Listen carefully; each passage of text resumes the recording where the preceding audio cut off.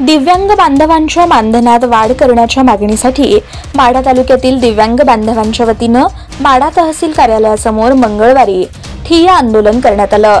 माढा शहरातील छत्रपती शिवाजी महाराज चौकात शिवसेना ठाकरे गटाचे शंभू साठे यांच्या नेतृत्वाखाली एकत्रित येत दिव्यांग बांधवांनी तहसील कार्यालयावर धडक मोर्चा काढला। तहसीलच्या पायऱ्यावर बसून दिव्यांगांनी मागण्यांप्रश्नी जोरदार घोषणाबाजी केली।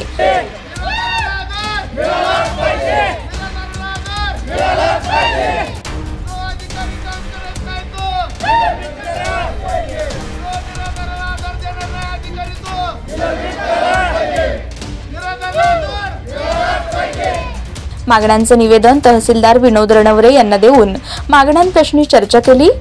संजय गांधी निराधार योजनेअंतर्गत दिव्यांग व्यक्तींना दरमहा 1500 रुपये अनुदान मिळतं। ही रक्कम तुटपुंजी असून दिव्यांग व्यक्तींचं जीवनमान सुधारण्यासाठी दरमहा 6000 रुपयांची वाढ करण्यात यावी। तसेच यातील 4 महिन्यापूर्वी माढ्यात झालेल्या दिव्यांग शिबिरातील दिव्यांगांना अद्याप दिव्यांग प्रमाणपत्र मिळालं नसल्याच्या मागणीकडे यावेळी लक्ष वेधण्यात आलं। यावेळी तातडीनं मागण्या पूर्ण करण्याचं आश्वासन दिव्यांगांना दिलं। यावेळी आबा साठे, परमेश्वर विद्यागज, विष्णू थोरात, महादेव पवार, कृष्णा थोरात, बंडू पवार यांच्यासह दिव्यांग बांधव बहुसंख्येनं उपस्थित होते। दिव्यांगांच्या मागण्यांची दखल न घेतल्यास 26 जानेवारी प्रजासत्ताक दिनी तहसील परेड मैदानावर दिव्यांगांसमवेत आक्रमकपणे आंदोलन करण्याचा इशारा शंभू साठे यांनी दिलाय। ऑनलाईन रिपोर्टसाठी संदीप शिंदे, माढा।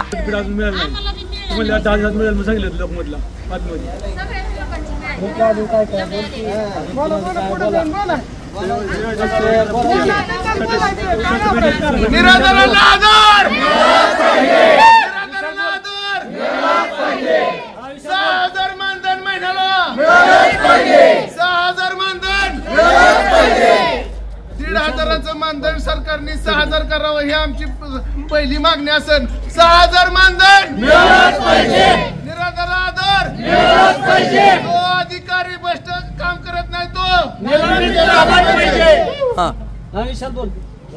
4 महिन्याखाली जे कॅम्प झालाय त्यातनं कोणालाही सर्टिफिकेट UDID कार्ड आजपर्यंत मिळालेलं नाही। ते लवकरात लवकर मिळावं आणि पेन्शनची 1500 आहे ती 6000 करावी अशी मागणी आहे। मावशीला संदीप शेठ अमर यांचं आता सध्या अपंग आहेत, त्यांना सर्टिफिकेट नाही, मानधन मिळत नाही, तर सोलापूरला शिबिर मध्ये जावं लागतंय। ती आता सध्याला दीपक कुठे बार्शीला कॅम्प आहे का? सोलापूरला जावं लागतंय मध्ये त्यांना निराधारचं सर्टिफिकेट